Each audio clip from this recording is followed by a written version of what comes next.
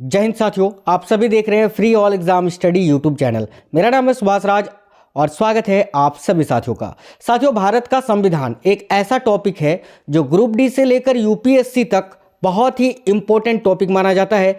आप किसी भी गवर्नमेंट एग्जाम की तैयारी कर रहे हैं साथियों, सभी एग्जाम्स में ये क्वेश्चंस पूछे जाते हैं और इस वीडियो में आज पूरे 100 क्वेश्चन करेंगे भारतीय संविधान के पूरे 100 क्वेश्चन। और ये वो 100 क्वेश्चन है जो विभिन्न परीक्षाओं में आए हुए क्वेश्चन है, वो क्वेश्चन है जो परीक्षाओं में बार बार पूछे जाते हैं।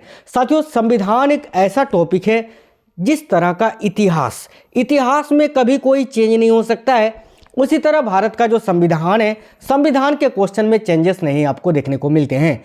संविधान के वही क्वेश्चन बार बार रिपीट होते हैं। तो इस क्वेश्चन में पूरे 100 क्वेश्चन करेंगे, बहुत ही इंपॉर्टेंट सभी एग्जाम्स के लिए। तो चलिए शुरू करते हैं। सभी साथी वीडियो को अपना एक प्यारा सा लाइक कर दीजिए, अपने सभी दोस्तों के साथ शेयर कर दीजिएगा और नए साथी जितने भी हैं चैनल को सब्सक्राइब करके बेल आइकन ऑन कर लीजिएगा।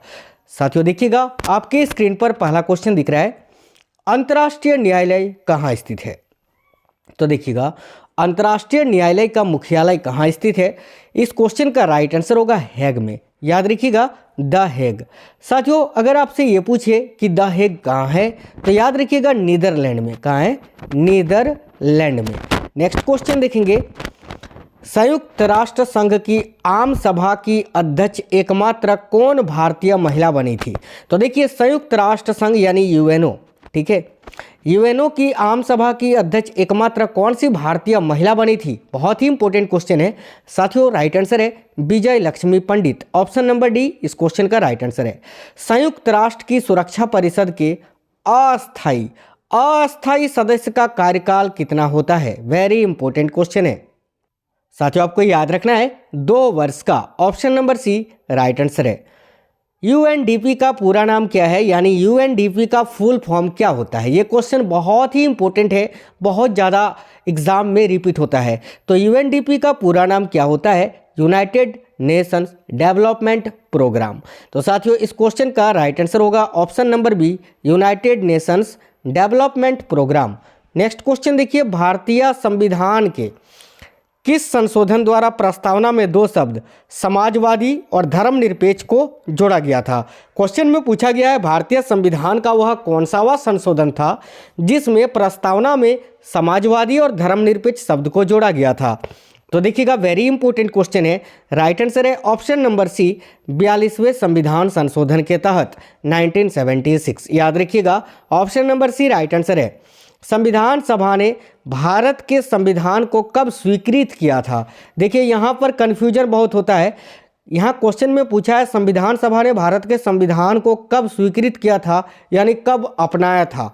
तो राइट आंसर होगा 26 नवंबर 1949 को। Option number A right answer है। यहाँ पर कन्फ्यूजन होता है, कई गलती कर देते हैं साथियों। यहाँ पर 26 जनवरी 1950 पर टिक कर देते हैं, जो कि गलत हो जाएगा। देखिए, अगर आपसे ये पूछे कि संपूर्ण भारत में संविधान लागू कब हुआ था तो आपका आंसर आएगा 26 जनवरी 1950 को। इसीलिए हम 26 जनवरी को गणतंत्र दिवस के रूप में मनाते हैं। और देखिए, 26 नवंबर 1949 को संविधान सभा के द्वारा संविधान को अपनाया गया था। इसीलिए 26 नवंबर को प्रत्येक वर्ष हम विधि दिवस मनाते हैं, कानून दिवस मनाते हैं, संविधान दिवस मनाते हैं। जो बोल सकते हैं, तीनों एक ही चीज़ें हैं। चलिए नेक्स्ट क्वेश्चन देखेंगे, भारतीय संविधान सभा के प्रथम दिन के अधिवेशन की अध्यक्षता इन्होंने की थी। तो देखिए, किन्होंने की थी यही बताना है। तो साथियों याद रखना है, भारतीय संविधान सभा का जो प्रथम दिन हुआ था उसके अधिवेशन की अध्यक्षता किन्होंने की थी? जो संविधान सभा के अस्थायी अध्यक्ष बने थे, स्थायी नहीं, अस्थायी अध्यक्ष। और आप सभी को पता है कि संविधान सभा के अस्थायी अध्यक्ष कौन थे? तो doctor Sachchidanand Sinha. Option number A right answer होगा। याद रखिएगा, प्रथम दिन के अधिवेशन की अध्यक्षता इन्होंने की थी। अगर आपसे ये पूछे कि संविधान सभा के स्थायी अध्यक्ष कौन थे तो आप सभी को पता है, डॉक्टर राजेंद्र प्रसाद। चलिए नेक्स्ट क्वेश्चन देखिएगा, संविधान सभा में किस प्रांत का प्रतिनिधित्व सबसे अधिक था। वेरी इंपॉर्टेंट क्वेश्चन है, आपको याद रखना है साथियों, संयुक्त प्रांत का। ऑप्शन नंबर सी इस क्वेश्चन का राइट आंसर है। अगला क्वेश्चन देखेंगे, भारत की आज़ादी के समय इंग्लैंड में किस पार्टी की सरकार थी। तो देखिए राइट आंसर है, बहुत ही इंपॉर्टेंट क्वेश्चन है साथियों। आपको याद रखना है लेबर पार्टी की। Option number C right answer है। आगे देखिए, किस अधिनियम की प्रमुख विशेषता प्रांतीय स्वायत्तता थी? वेरी इंपॉर्टेंट क्वेश्चन है, राइट आंसर है 1935 की, भारत सरकार अधिनियम 1935। ठीक है, ऑप्शन नंबर बी इस क्वेश्चन का राइट आंसर है। आगे देखेंगे, भारत की संविधान सभा किसके अनुसार गठित की गई थी? वेरी इंपॉर्टेंट क्वेश्चन है, देखिएगा साथियों, आपको याद रखना है कैबिनेट मिशन योजना के तहत। ऑप्शन नंबर ए इस क्वेश्चन का राइट आंसर है। महारानी विक्टोरिया को भारत की सामग्री कब नियुक्त किया गया था? तो देखिएगा, महारानी विक्टोरिया को भारत की सामग्री नियुक्त किया गया था साथियों 1858 ईस्वी में। ऑप्शन नंबर सी इस क्वेश्चन का राइट आंसर है। मार्ले मिंटो सुधार बिल किस वर्ष में पारित किया गया था? ये क्वेश्चन बहुत ही इंपॉर्टेंट है साथियों, वेरी वेरी इंपॉर्टेंट क्वेश्चन है, बहुत ही ज़्यादा रिपीट होने वाला क्वेश्चन। तो मार्ले मिंटो सुधार बिल किस वर्ष में पारित किया गया था? तो राइट आंसर है 1909 में। ऑप्शन नंबर सी इस क्वेश्चन का राइट आंसर है। रेगुलेटिंग एक्ट कब पारित किया गया था? बहुत ही इंपॉर्टेंट क्वेश्चन। तो देखिएगा, रेगुलेटिंग एक्ट कब पारित किया गया था, सभी साथी देख लीजिए, 1773 ईस्वी में। तो साथियों, आपको याद रखना है option number B right answer है, 1773 ईस्वी में। नेक्स्ट क्वेश्चन, विश्व का सबसे बड़ा एवं लिखित एवं सर्वाधिक व्यापक संविधान किस देश का है? तो देखिए, विश्व का सबसे बड़ा लिखित एवं सर्वाधिक व्यापक संविधान भारत का है। ऑप्शन नंबर सी अपना भारत राइट आंसर है। भारतीय संघवाद को किसने सहकारी संघवाद कहा है? ये भी क्वेश्चन वेरी इंपॉर्टेंट है साथियों, आपको याद रखना है जी ऑस्टिन ने। भारतीय संघवाद को सहकारी संघवाद किसने कहा था? तो याद रखिए जी ऑस्टिन। आगे देखिए, भारतीय राजनीतिक व्यवस्था में इनमें से कौन सर्वोच्च है? तो देखिए, भारतीय राजनीतिक व्यवस्था में इनमें से कौन सबसे ऊंचा है? तो साथियों राइट आंसर है, याद रखिएगा ऑप्शन नंबर बी संविधान। नेक्स्ट क्वेश्चन, भारतीय संविधान में संघवाद किस देश से लिया गया है? तो देखिए, भारतीय संविधान में संघवाद यानी संघीय व्यवस्था जो है साथियों, कनाडा के संविधान से लिया गया है। ऑप्शन नंबर बी कनाडा यहाँ राइट आंसर है। आगे देखेंगे, भारत का संसदीय प्रणाली प्रभावित है किससे? साथियों, ये क्वेश्चन बहुत ही इंपॉर्टेंट है। आप किसी भी गवर्नमेंट एग्जाम की तैयारी कर रहे हो ना, आग लगा देंगे ये क्वेश्चन। सारा ही क्वेश्चन मैंने सेलेक्टेड और इंपॉर्टेंट लिया है। तो साथियों, अंत तक जरूर देखिए और सभी साथी यार वीडियो को लाइक कर दीजिए, क्योंकि साथियों आपका एक लाइक हमें मोटिवेट करता है। और चैनल को सब्सक्राइब जरूर कर लीजिए जो भी साथी नए हैं। आपको याद रखना है, भारत का संसदीय प्रणाली प्रभावित है इंग्लैंड से। Option number B right answer है। कानून के समान संरक्षण वाक्य कहाँ से लिया गया है? तो साथियों देखिएगा, कानून के समान संरक्षण वाक्य अमेरिका के संविधान से लिया गया है। Option number A right answer है।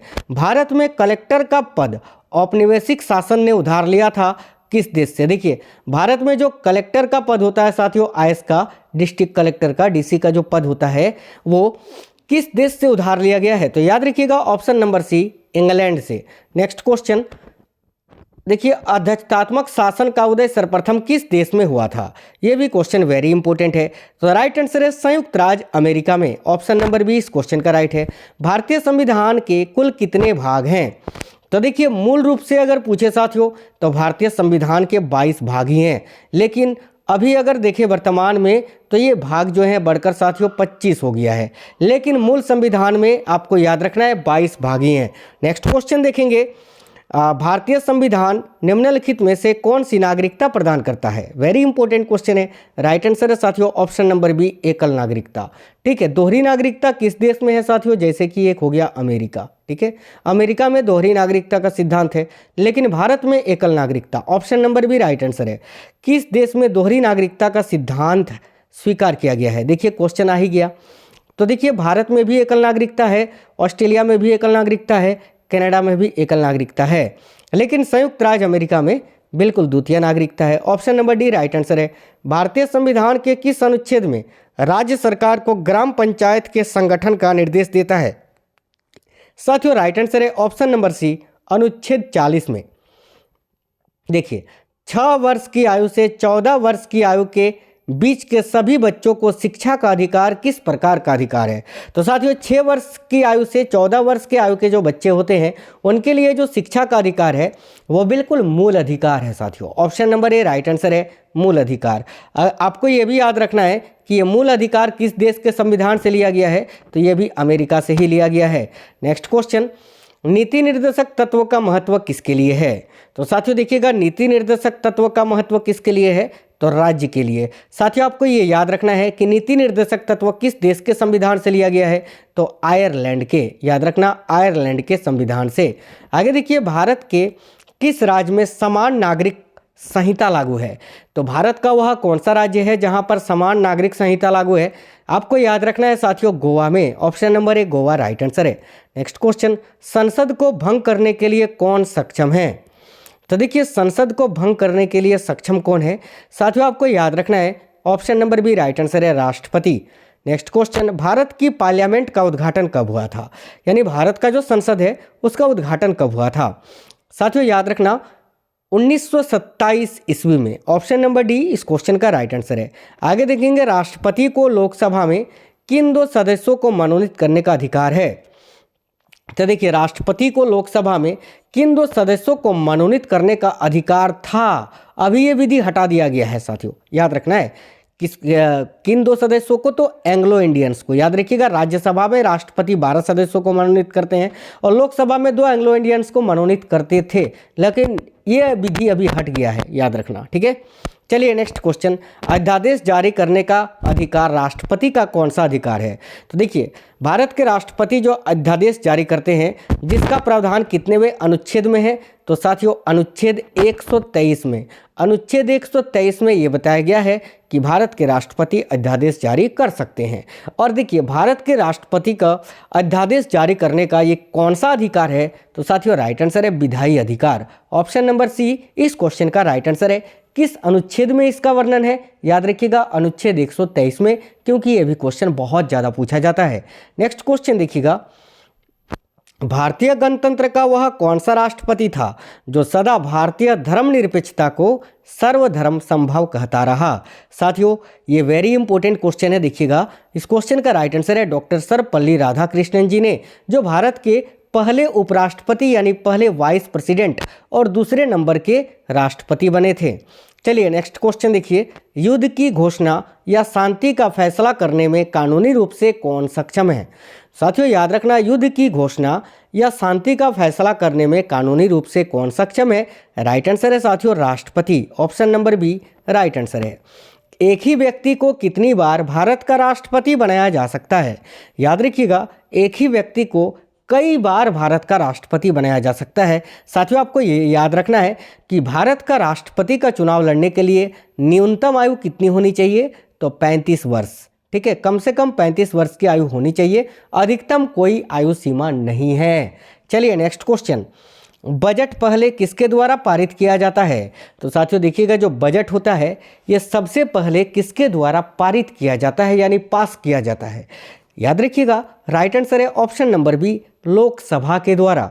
नेक्स्ट क्वेश्चन, लोकसभा में राज्यों को किस आधार पर सीटें आवंटित होती हैं, देखिए लोकसभा में जो सीटें आवंटित होती हैं कि उत्तर प्रदेश राज्य के लिए इतनी सीटें, बिहार के लिए इतनी सीटें, ये जो सीटें होती हैं ये किस आधार पर आवंटित होती हैं, याद रखिएगा साथियों जनसंख्या के आधार पर।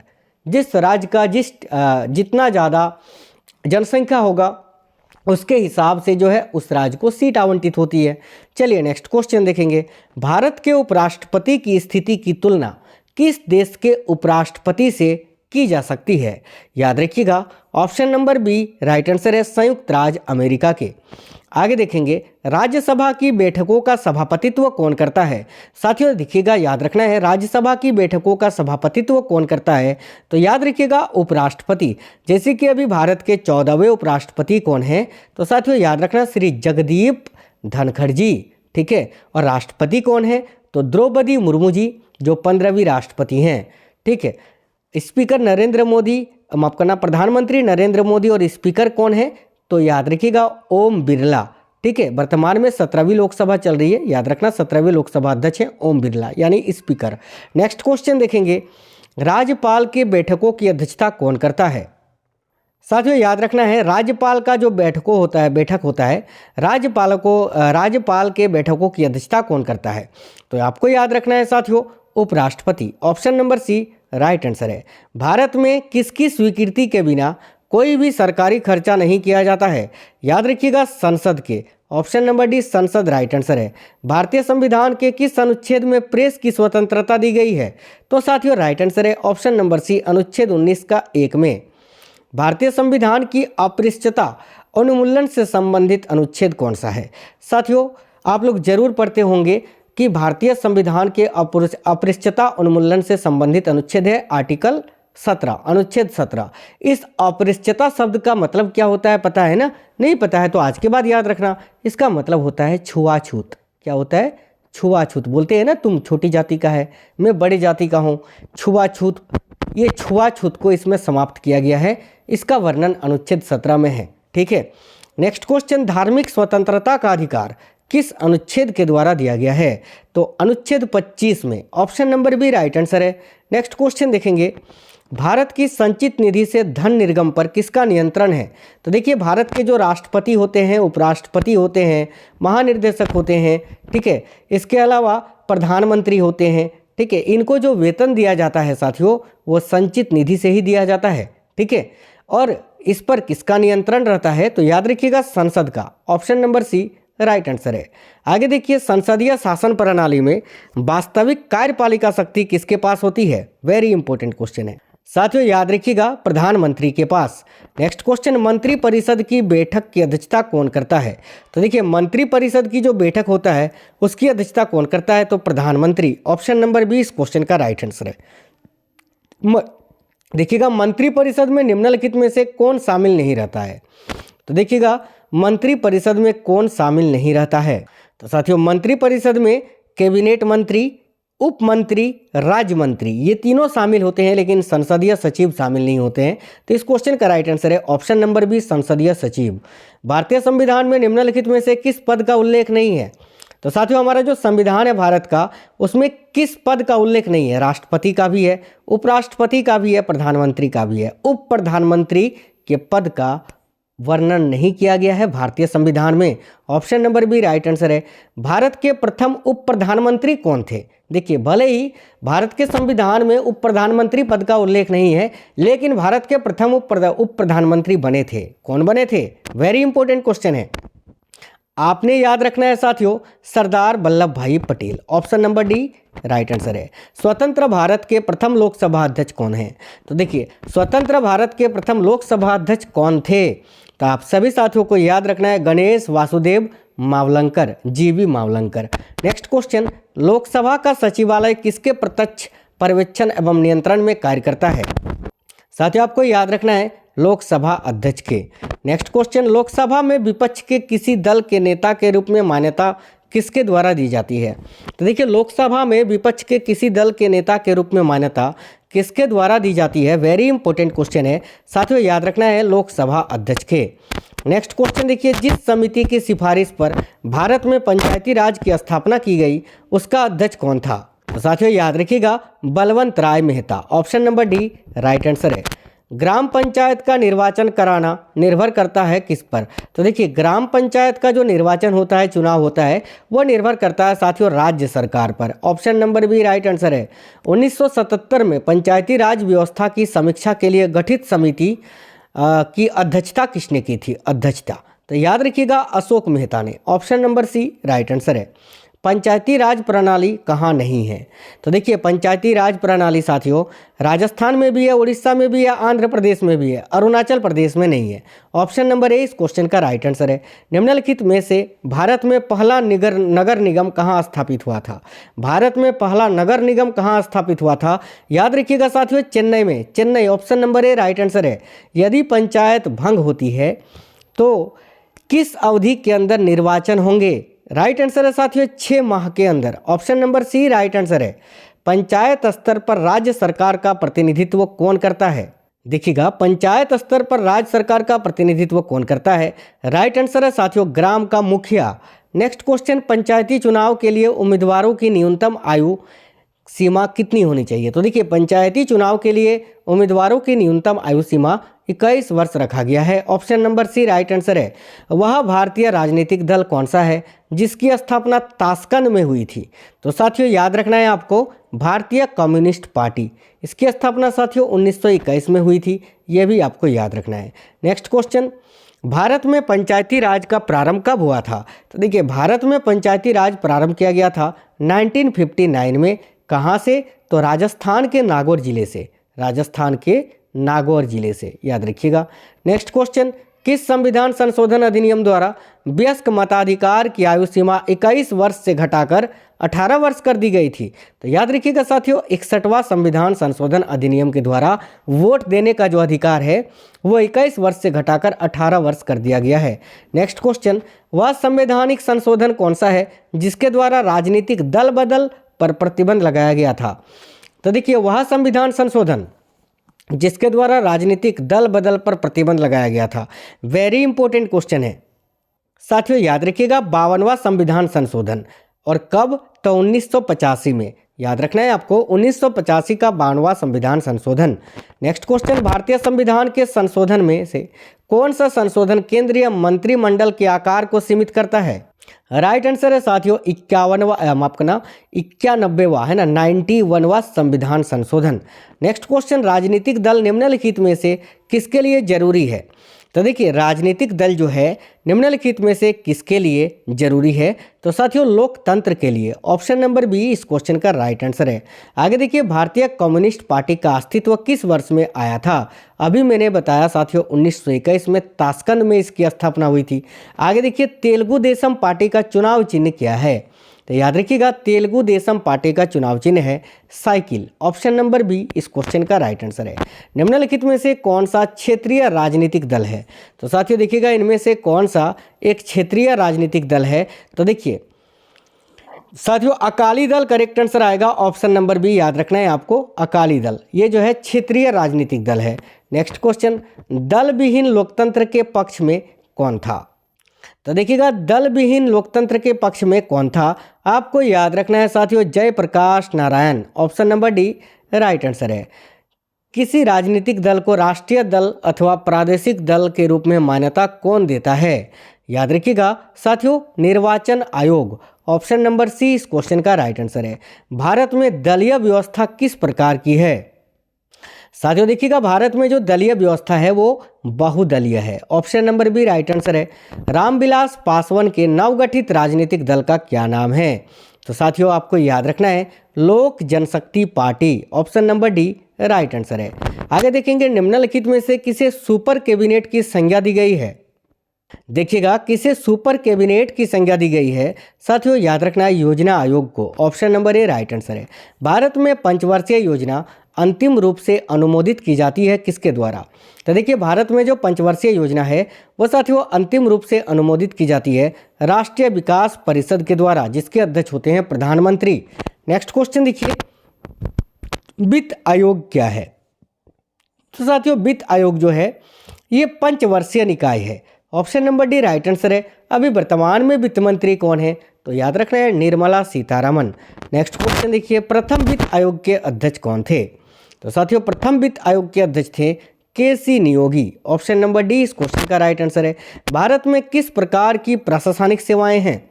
तो देखिए, भारत में अखिल भारतीय सेवा, प्रांतीय सेवा, केंद्रीय सेवा, ये सभी प्रशासनिक सेवाएं हैं। ऑप्शन नंबर डी इस क्वेश्चन का राइट आंसर है।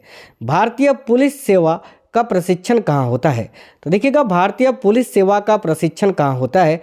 साथियों आपको याद रखना है, हैदराबाद में। Option number B right answer है। अखिल भारतीय सेवाओं की नियुक्ति की जाती है किसके द्वारा? देखिएगा, अखिल भारतीय सेवाओं की नियुक्ति भारत के राष्ट्रपति के द्वारा की जाती है। ऑप्शन नंबर डी इस क्वेश्चन का राइट आंसर है।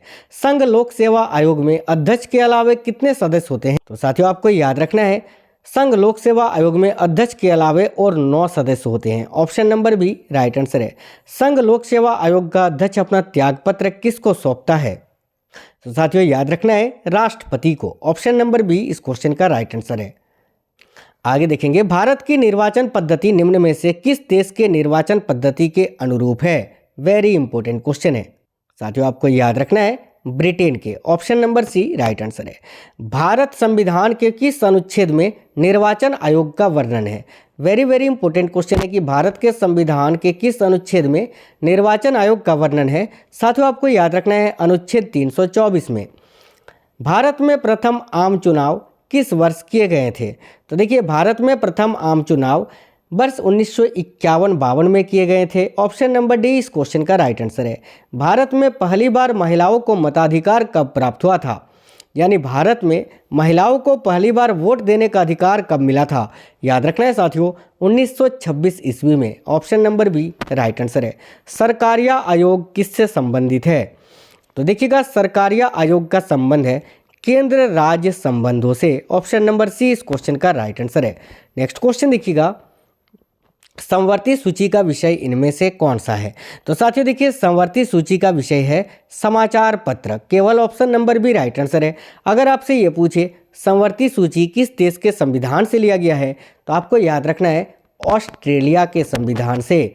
नेक्स्ट क्वेश्चन देखिए, निम्नलिखित में से कौन सा विषय संघ सूची के अंतर्गत समाविष्ट है? तो साथियों, कौन सा विषय है जो संघ सूची में शामिल है? आपको याद रखना है जनगणना। Option number D right answer है। निम्नलिखित सूचियों में से किसके अंतर्गत शिक्षा आती है? तो देखिए, शिक्षा जो है साथियों, एजुकेशन, ये भी समवर्ती सूची में ही आता है। Option number C right answer है। केंद्र राज्य संबंध में विवाद का एक कारण क्या रहा? तो देखिए, केंद्र राज्य के संबंध में विवाद का एक कारण इनमें से कौन सा पद रहा? तो याद रखना है साथियों, राज्यपाल का पद। Option number D right answer है। केंद्र और राज्यों के बीच वैधानिक शक्तियों का बंटवारा दिया हुआ है किस अनुसूची में? तो साथियों, आपको याद रखना है 7वीं अनुसूची में। तो साथियों, ये पूरे 100 क्वेश्चन कंप्लीट हो गए। आपको ये वीडियो कैसा लगा है, आप हमें कमेंट बॉक्स में कमेंट करके जरूर बताइएगा। साथियों, सभी वीडियो को लाइक और अपने सभी दोस्तों के साथ शेयर कर दीजिए, क्योंकि साथियों आपका एक लाइक हमें मोटिवेट करता है। आपके लाइक से हमें मोटिवेशन मिलती है। साथियों, हमारा उद्देश्य यही है कि आपको हमेशा परफेक्ट और बेस्ट कंटेंट प्रोवाइड कराएं, ताकि आप अपने लक्ष्य को जल्द से जल्द हासिल कर सको। साथियों, ऐसे ही प्यार और विश्वास हमेशा बनाए रखिए। वीडियो को लाइक और शेयर करिएगा जरूर। चैनल के अंदर बहुत सारी टॉपिक वाइज बहुत सारी इंपॉर्टेंट वीडियोस मैंने अपलोड कर दी हैं। आप लोग जाइए और सारे वीडियोस को देख लीजिए। मिलेंगे नेक्स्ट वीडियो में, तब तक स्वस्थ रहें। जय हिंद साथियों, वंदे मातरम।